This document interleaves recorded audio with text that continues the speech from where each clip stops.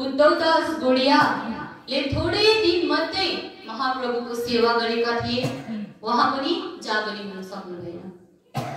उहाँले संसारकै मायामा अब मन भुलिसकेको थियो, त्यही भएर उहाँलाई प्राणनाथजीको चर्चामा मन भएन।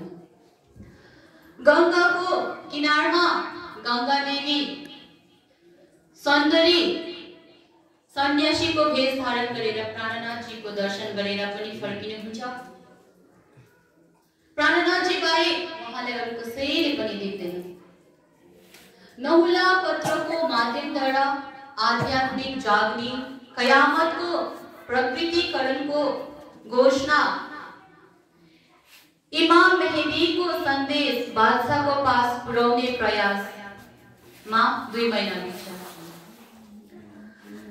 कहीं अगाडि एकान्तमा प्राणनाथ स्वामी साथीहरूलाई लिएर, जो चाहिँ दिल्लीको स्थानीय साथी, उहाँसँग आफ्नो घरबार त्यागेर आउने हुनुभएको साथीहरूलाई भन्नुहुन्छ कि यो कयामतको कुरा औरंगजेबसम्म कसरी पुर्याउने भनेर उहाँहरू सल्लाह गर्न थाल्नुहुन्छ। यो समयमा महाप्रभु प्राणनाथजीले यो संघर्षमा जुझ्दै भए पनि भन्नुहुन्छ साथीहरूलाई कि बित्ती घटनाहरूलाई हेर्दै भन्नुहुन्छ, प्रियतम परमात्माको छवि छाया हातहरू सधैँ उहाँहरूमाथि छ। उनले आफ्नो आनन्द अङ्ग श्यामा ईर्षर अल्लाह श्री देवचन्द्रजीलाई धर्म प्रचारक बनाएर तिमीहरूको लागि पठाइदिनु भएको हो। उनको अघि हजरत मोहम्मद साहेब पार ब्रह्म परमात्माको आदेशले उनको वचन तिमीहरूको लागि कुरानको माध्यमद्वारा ल्याएको हो। कुरान शरीफको अन्तर्गत लेखिएको संकेतको रहस्य अर्थ तिमी बाहेक अरू कसैले बुझ्न सक्दैन। प्रियतम परमात्मालाई सन्देश लाने समय बादशाहले तिमीहरूको बाल बाका पनि गर्नु सक्दैन, किनभने ब्रह्ममुनिहरूलाई पहिले नै राज्यको आशीर्वाद हुन्छ। त्यही भएर भन्नुहुँदैछ बादशाहले तिमीहरूको बाल बाका पनि गर्नु सक्नुहुँदैन। यदि हामीले भेष नै बदलेर गयौं भने हामीलाई चिन्न सक्नुहुँदैन। फेरि धर्मको कार्यहरू गर्दा हामीलाई मार्नु खोजे हामी मर्नुदेखि डराउनु हुँदैन। मरेर पनि परमधाममा जागृत हामी हुने नै छौँ। संसारमा मरे पनि परमधाममा त हामी जागृत हुने नै छौँ। हामीले कुनै बातको चिन्ता छ र? जब हामीसँग राज्यको आशीर्वाद छ त हामीले किन चिन्ता गर्ने? हामी आफ्नो धर्म चर्चा गर्नु जानुपर्छ, बादशाहकोमा यो सन्देश पुर्याउनै पर्छ भनेर भन्नुहुन्छ।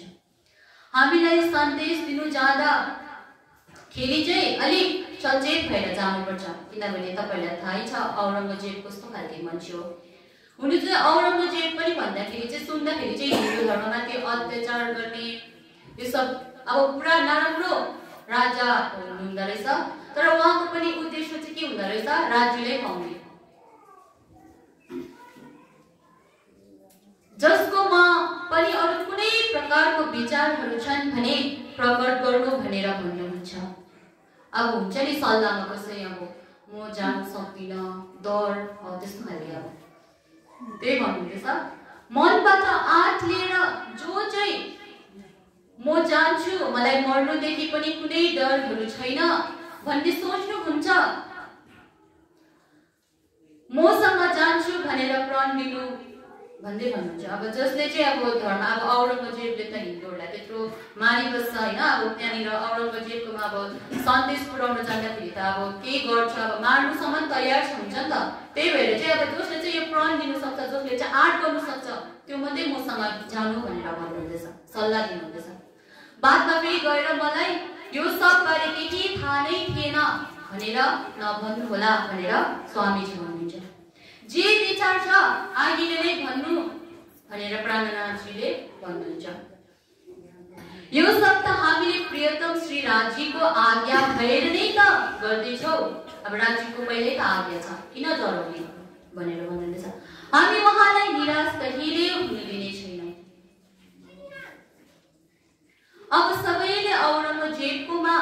सन्देश पुर्याउनलाई मन्त्रणा गरे। सबैले आफ्नो मनमा धारणा गरे कि यो कार्य अवश्य सम्भव गर्नेछौ भनेर। स्वामी लालदास जी मोमिन सुंदर साथ को संबोधित करे, कहते हैं ये हमारी तुम्हारी अपनी आत्मा कथा है, ये हाम्रो तुम्हारो आत्मा कथा हो। संदेश पहुंचाने के लिए जो प्रयास हुआ उसकी चर्चा अब और आगे करेंगे। त्यसपछि कथा अब पत्र पठाउनुको लागि भन्नुहुन्छ। सबै आफ्नो सुन्दर साथीहरू घर फर्किन्छ। राति 3-4 जना साथी मिलेर दिल्लीको जामा मस्जिदको सिडीमा बसेर बानी गर्न थाल्छन्। त्यस्तो हिन्दू भएर पनि एउटा मस्जिद मुस्लिमको जग्गामा गएर बानी आफ्नो धर्मको बानी गर्न थाल्छन् र त्यहाँ बसेर सबैजनाले जोर जोरसँग बानी गर्न लागे। कोही विरोधीहरूको परवाही नै गरी अब हिन्दूहरू भएर पनि मुस्लिमको उसमा गएर राज्यको बानीहरू गाउन थाल्छ। अब प्रतिदिन नै त्यहाँ मस्जिदमा गएर बानी गाउन थाले। उनीहरूलाई एउटा पनि डर भन्ने थिएन। मुस्लिम हो मस्जिदमा गएर जोर जोरसँग बानी गाउँदैछु भनेर बेधडक भएर चर्चा गर्छन्। यो सबको उनीहरूलाई एउटा पनि डर थिएन। यो सबै कार्य गर्दा गर्दा नन्दलाल घडियालजी आफ्नो पूरा परिवार श्री प्राणनाथजीसँग साथी हुन थाले। उनीहरूलाई सधैँ नै महाप्रभुको परमात्मा स्वरूपको पहिचान भइ नै रहन्थ्यो। महाप्रभुको मुखार बिन्दबाट गरिएको चर्चामा आनन्द सुखको अनुभव गर्नुहुन्थ्यो। राजा रामभाइ आफ्नो छोरा शिवराम भाइसँग सधैँ चर्चा श्रवण गर्नु आउँथे। चर्चा सुनेर आनन्दको अनुभव गर्थे। अब साथीभाइहरू मिलेर योजना बनायो कि पत्र लेखेर बादशाहलाई आफ्नो बात सुनाउनु पर्छ भनेर। अब नन्दलाल घडियालजी त्यस पत्रलाई लगेर बाहिर बादशाहको दरबारमा लगेर टालिदिँदा रहेछ। अब त्यो पत्रमा के लेखेको छ भन्दाखेरि जो कोही पनि मुस्लिम छ यो पत्र सूचना दिँदै छु कि यो पत्रमा लेखिएको कुराहरूलाई विश्वास गरे र स्वीकार गरौ भनेर लेखेको हुँदा रहेछ। यहाँ भन्दैछ कि रूह अल्लाह पूर्ण ब्रह्म परमात्माको आनन्द अङ्ग श्यामा श्री देवचन्द्र स्वामी श्री देवचन्द्र जी को रूपमा मोमिन ब्रह्ममुनिको साथ परमधामबाट संसारमा अवतरण हुन भएको छ। रसुल साहेबले पनि आउँछु भन्नु भएको थियो। यो वचनलाई पूरा गर्दै उहाँ पनि साथमा आउनु भएको छ। अक्षरको बुद्धिको फरिस्ता इस्राफिल अन्त परब्रह्मको आवेश जिब्राइल पनि आफ्नो स्वामीसँग अर्श परमधामबाट धरतीमा आउनुभयो। ए मुस्लिम भाइहरू पत्र पढेर साथै अज्ञानी भएर नबस। मोहम्मद साहेबले आफ्नो साथीहरूसँग कयामत कहिले हुन्छ भोलि आज यस्तो भन्दै भन्नुहुँदो रहेछ। यो जो पत्र नपढी बादशाहको दरबारमा जान्छ त्यसलाई धिक्कार छ परमात्माको बाट। त्यो मान्छे कहिले परमात्माको चरण प्राप्त गर्न सक्दैन।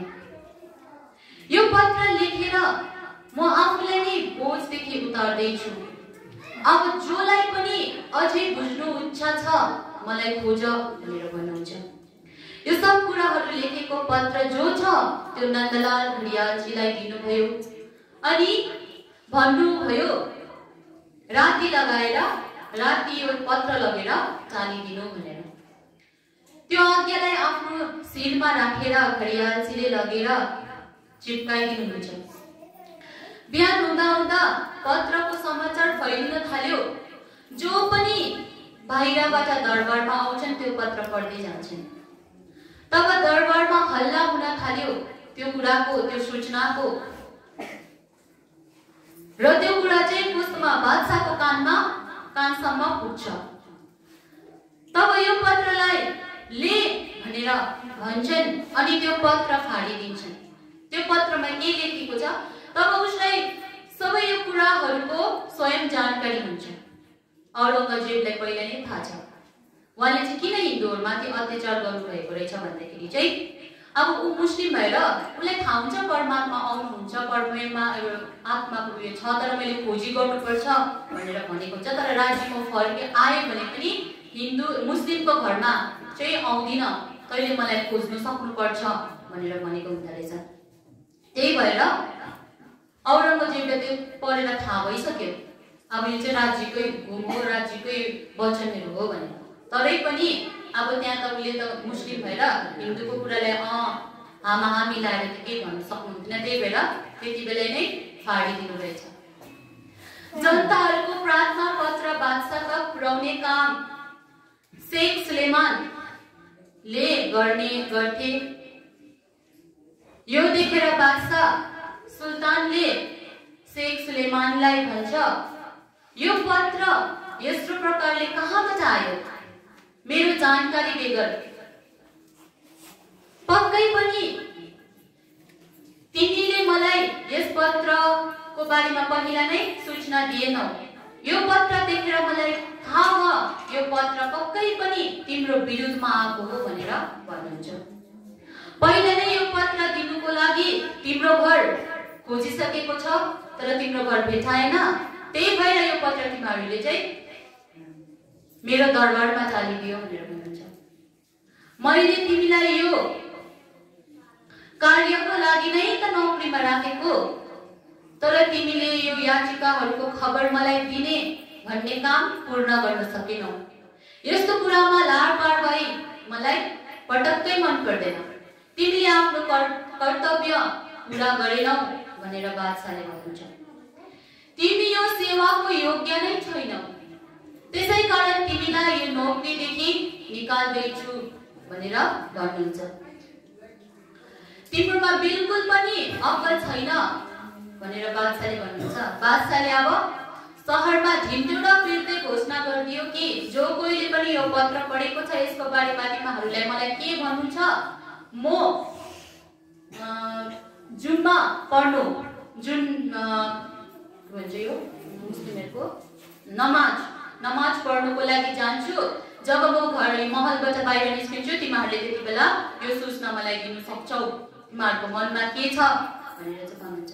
बादशाह औरङ्गजेब जुम्मा शुक्रबारको दिन नमाज पढ्नु जानुको लागि महलबाट बाहिर निस्किए। त्यो समय अब्दुल्ला आएर, मैले अलिकति छोडेछु, म तपाईँलाई भन्दैछु, त्यो शेख सुलेमानलाई चाहिँ कामबाट निकालेर चाहिँ कसलाई राख्नुहुन्छ? अब्दुल्ला भन्ने मान्छेलाई चाहिँ उहाँको कामभार जुन चाहिँ त्यो पत्रहरू बादशाहसम्म पुर्याउने कामहरू छ त्यो चाहिँ अब्दुल्लालाई दिनुहुन्छ। अन्त त्यो समय अब्दुल्ला आएर सबैको प्रार्थना पत्र लिन थाले। शुक्रबारको दिन बादशाहले आफै पनि हेरिरहेको थियो जो मान्छेहरूले विनय पत्र अब्दुल्लालाई चढाइरहेको थियो। अब त्यस बेला नै लालदास सिपाही अनि निर्मल दासीले पनि आफ्नो पत्र लगेर अब्दुल्लालाई चढाइदियो। तर त्यसलाई पढेपछि तुरुन्त अब्दुल्लाले त्यो पत्र फाडिदियो अनि भन्यो, तिमीहरूको यो विनय म मेरो कानले पनि सुन्ने छैन। त्यो पत्र फाडेर आफ्नो गोजीमा हाले। उसले भने कि यो बात त मोमिनो ब्रह्म मुनियोको प्रतिकरणको हो, मलाई त यो अवश्य छुपाउनु पर्छ। ब्रह्म मुनिहरूले कति बिन्ती पुकार गरे तर अब्दुल्लाले केही सुनेन।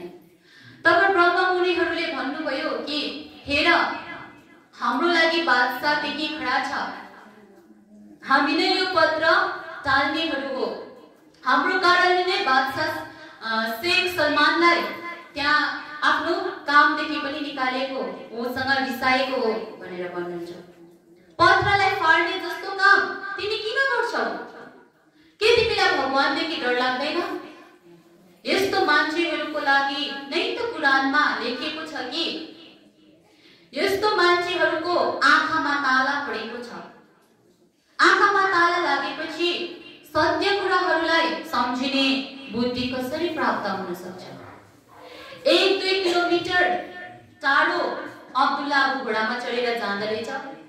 1-2 किलोमिटर टाढोसम्म लालदासजी र निर्मल दासजी चाहिँ त्यो घोडाको पछि दुगुर्दै अझै यो सूचना चाहिँ हामी जसरी पनि दिनेछौँ भनेर चाहिँ हाफ्दै अब कुद्दाखेरि कस्तो हुन्छ हौ त्यस्तो भएर एकदम स्यासा भएर कुद्दै जाँदै घोडाको पछि गर्दा रहेछ। तब कुद्दै गएर दुगुरिँदै हाफ्दै घिसिँदै त्यहाँ जान्छ। तब ब्रह्ममुनिहरूले विचार गरे कि यो निर्दयीले हाम्रो बात नसुन्ने रहेछ भनेर। अब यत्रो कोसिस गर्दा त यसले हाम्रो कुरा सुनेन, यो त निर्दयी छ, यसले हाम्रो कुरा सुन्ने छैन नै रहेछ भनेर सोच्नुहुन्छ। जोखिमभरि असफल प्रयासको समाचार लेखेर पत्रद्वारा श्री प्राणनाथजीको सेवामा पठाइदिए। त्यो पत्रमा यो पनि लेखिदियो कि हामीले हामीबाट जति सक्दो कोसिस प्रयास गरी भनेर। तर के गर्नु, यहाँ त दज्जालको दबदबा छ, हामीले केही गर्न सकेनौं। हाम्रो कुरा कसैले पनि सुन्दैन। सबैजना यो कलियुगमा दज्जालको दास भइसकेको छ। हामी जसरी यो कुराहरू बादशाहकोमा पुर्याउनु गएको सबै कुराहरू त्यो पत्रमा लेखिदियो। यो पनि लेखिदियो कि परब्रह्म स्वामी तपाईको आज्ञालाई हामी जसरी पनि बादशाहकोमा पुर्याउने छौं। यो सन्देश बादशाहकोमा पुर्याएर नै दम लिने छौं भनेर भन्नुभयो। हे हाम्रो प्रियतम, अब तपाई फेरि हाम्रो प्रबल प्रयास धर्मप्रतिको बलिदान हुनेवाला संघर्ष हेर्नुहोस्। हामी हाम्रो प्रयास छोड्ने छैनौं। तपाई हामीलाई आशीर्वाद दिनु। तपाईको आशीर्वादले हामी पक्कै पनि यो सन्देश बादशाहसम्म पुर्याउन सफल हुनेछौं भनेर भन्नुभयो। हामी हाम्रो धर्मको लागि औरंगजेबसँग युद्ध गर्न जाँदैछौं। तपाई त्यहाँ सतर्क भएर बस्नुहोस्। हामीलाई पूर्ण विश्वास छ कि तपाईले हाम्रो रक्षा गर्नुहुने नै छ। बादशाहले हाम्रो के बिगार्न सक्छ र हामी हाम्रो कार्य पूर्ण गर्नलाई अब पछि हट्ने छैनौं भनेर चाहिँ चिठी लेख्नुहुँदै रहेछ। अब त्यो पत्र लेखेपछि कान्छी भाइलाई दिनुहुन्छ अनि कान्छी भाइले लगेर त्यो पत्र परब्रह्म परमात्मा स्वरूप श्री प्राणनाथजीलाई अर्पित गर्नुहुन्छ। तर त्यो पत्र महामती प्राणनाथजीले पढ्नु साथै तुरुन्त त्यसको उत्तर लेखेर कान्छी भाइद्वारा पठाउनुहुन्छ। लेख्नुभयो, तपाईहरू बेसी नअत्तालिनु, म छिट्टै त्यहाँ तिमीहरूको पास आउँदैछु भन्दै लेख्नुहुन्छ। मलाई भेटेर मात्रै तपाईहरूले यो कार्य गर्नुहोला।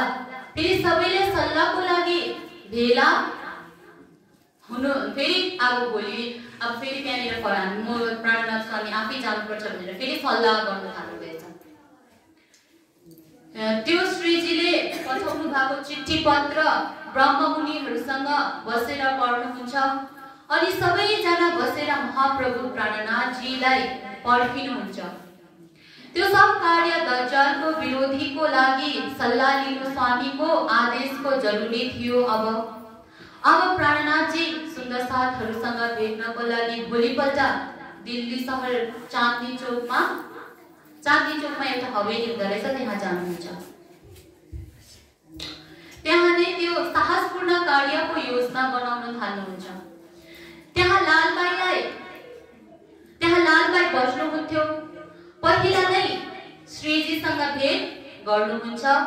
सबै साथीजनाहरू महाप्रभुलाई घेर्छन् अनि सल्लाहको लागि बस्छन्। अब सबै ब्रह्ममुनिहरूलाई स्वामीजीले चाहिँ ब्रह्ममुनिहरूलाई प्रश्न गर्छन्। महामतीले सोध्नुहुन्छ कि औरङ्गजेबसँग सन्देश पुर्याउनलाई अब तपाईहरूले के गर्नु चाहनुहुन्छ भनेर सोध्नुहुन्छ। तब ब्रह्ममुनिहरूले उमङ्गसँग उत्तर दिनुहुन्छ, हामी धर्मको लागि जे पनि गर्न तयार छौं, बलिदान गर्न हामी एकदमै तयार छौं भनेर भन्नुहुन्छ। हाम्रो लागि यसमा हामीलाई कुनै चिन्ता छैन, तपाई चिन्ता नगर्नुहोस्। जसलाई पनि चिन्ता छ अहिले नै तपाईहरु भन्नु सक्नुहुन्छ भनेर फेरि ब्रह्ममुनिहरु आपसमै बात गर्नुहुन्छ। हामीलाई त खाली एक तपाईको आज्ञाको प्रतीक्षा छ। तपाईले त हाम्रो पालनहार प्रियतम परमात्मा हो, यसबाहेक हामीलाई अन्य कुनै कुरा थाहा नै छैन। हामी आफ्नो तन मन एउटा आत्मा धर्म निजानन्द धर्मप्रति समर्पित गर्न चाहन्छौं। यो कार्यलाई पूर्ण नगरिन्जेल अरु केही पनि हामीलाई सुझ्दैन भनेर भन्नुहुन्छ। यिनीहरूको यस्तो साहस देखेर महाप्रभु अत्यन्तै खुसी हुनुहुन्छ। यो साहस देखेर महाप्रभु सन्ताउना दिनुहुन्छ ब्रह्ममुनिहरूलाई। निजानन्द धर्ममा समर्पित सुन्दर साथको दिवानगी प्रेम देखेर स्वामी भन्नुहुन्छ कि तपाईहरूलाई यो कार्य गर्नुलाई पार ब्रह्म परमात्माको वरदान स्वरूप प्राप्त छ। यो जोखिम भरी काम अरु कसैले निभाउन सक्दैन भनेर भन्नुहुन्छ। उमङ्ग उत्साहमा भरेर सबै सुन्दर साथहरू एक बातहरू गर्न लागे। धर्ममा यस्तो मग्न थियो कि हामी हाँसी आफूलाई बलिदान सम्म गर्न तयार छु भन्ने कुराहरू गर्नुहुन्छ। अब त्यो सल्लाह पछि प्राणनाथजीको लागि भोजन तयार गर्दै रहेछ। भोजन तयार गर्नको लागि थुप्रै सुन्दर साथहरूले अनेक प्रकारको व्यञ्जनहरू ल्याउँदै रहेछन्।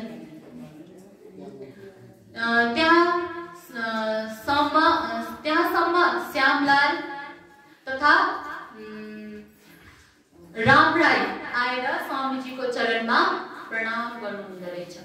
प्राणनाथजीलाई भोजन बनाउनेको समयको घरबाट मिठाई ल्याउँछन् अनि सुन्दर साथले प्राणनाथजीलाई खिलाउनुहुन्छ, भोजन ग्रहण गराउनुहुन्छ। समस्त सुन्दर साथले प्रफुल्लित मनबाट महाप्रभुसँग प्रार्थना गर्दै भन्छन् कि अब तपाई यहाँबाट प्रस्थान गरेर अन्य एकान्त ठाउँमा विराजमान हुनु, अन्य एकान्त ठाउँमा गएर बस्नु, त्यहाँ बसेर नै अघि गर्नुपर्ने कार्यहरूको सल्लाह दिनु भनेर भन्नुहुन्छ।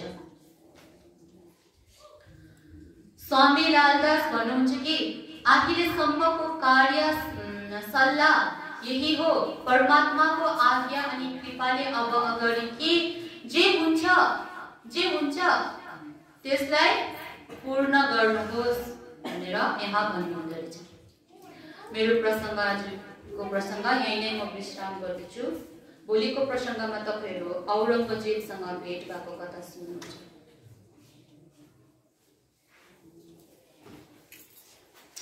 श्री कृष्ण कन्हैया लाल की जय, प्राणनाथ प्यारे की जय।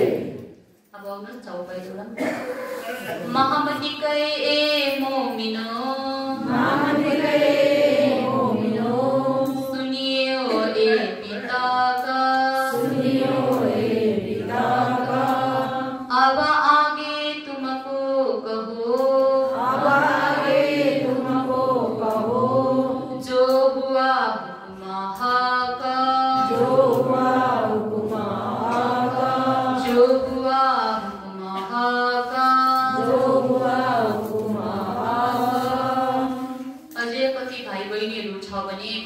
गर्नुको लागि अगाडि आउनुहोस्, आर्ट गर्नुहोस्। किनभने हामीले अब मैले महाराजहरूलाई नराम्रो चाहिँ भन्नु खोजेको होइन, किनभने हामीले यत्रो वर्ष बितक सुन्छौँ होइन। तर अब महाराजजीहरूले चाहिँ हामीले यो कथामा हेरेर लेखेर बुझेको मात्रै भन्छौँ। महाराजजीहरूले अब कथा प्रसङ्ग गर्दा गर्दै बिचमा कहाँको कुरा मतलब अब केही ज्ञानको कुरा दिइरहनु भएको हुन्छ। त्यही भएर हाम्रो ध्यानहरू यताउता भएर हामीले त्यति साह्रो राम्रोसँगले पुस्तकलाई बुझेको छुइनौँ रहेछौँ भन्ने अब मलाई पनि लाग्यो होइन। जब चाहिँ अब हाम्रो आफ्नैको कोसिसमा यो बितकलाई हेरेर चौपाईहरू पढेर आफ्नै हातले मनमा सोचेर यो बितकलाई लेखेपछि चाहिँ यस्तो रहेछ बितक यत्रो वर्ष सुनेर केही थाहा भएन। तर यो पालि चाहिँ बितक आफूले नै ध्यान अध्ययन गरेर होला बितक चर्चामा यस्तो कुराहरू पनि रहेछ। कतिवटा नामहरू हामीले सुनेकै थिएनौँ, उनीहरूले गरेको धर्ममा समर्पित के गरेको थियो धर्मको लागि त्यो कुराहरू हामीलाई थाहा नै थिएन। तर यो पालि हामीले यो कुराहरू सिक्नु पायौँ। मैले मात्रै गरेर बुझ्ने भन्ने होइन, अरू सबै जति पनि मेरो दाजुभाइ बहिनीहरूले गर्यो तपाईँहरूले पनि मनमा सोच्नु भयो होला यो कुरा बुझ्नु हुँदैछ नि।